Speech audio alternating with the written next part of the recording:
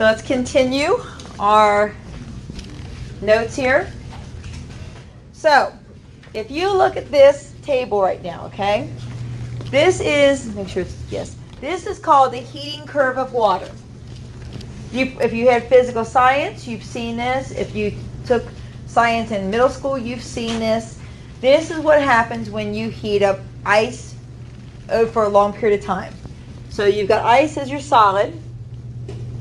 Heat is added, so the ice melts, turns into a liquid. Then it boils or vaporizes and then goes to a gas.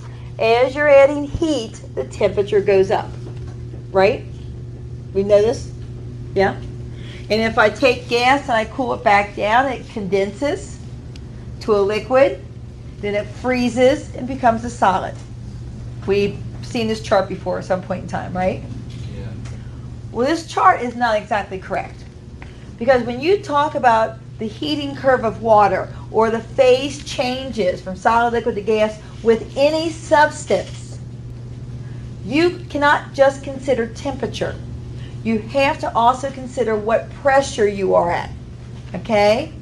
So we have to do what we call a phase diagram. This shows the phases from one phase to another in a substance. Okay? So over here we have our solids, in the middle we have our liquids, and then our gases.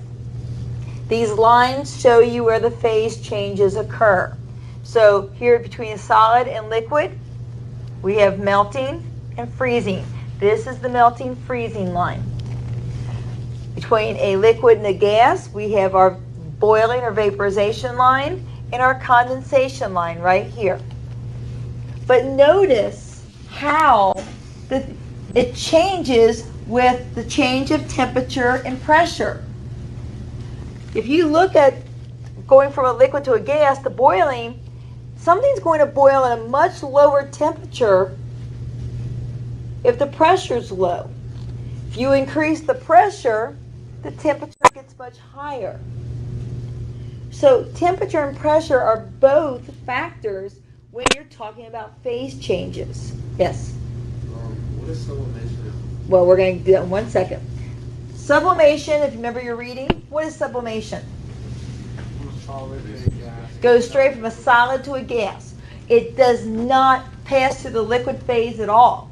If you take dry ice and sit it on a countertop, it will just disappear into a gas. It never, ever turns into liquid carbon dioxide.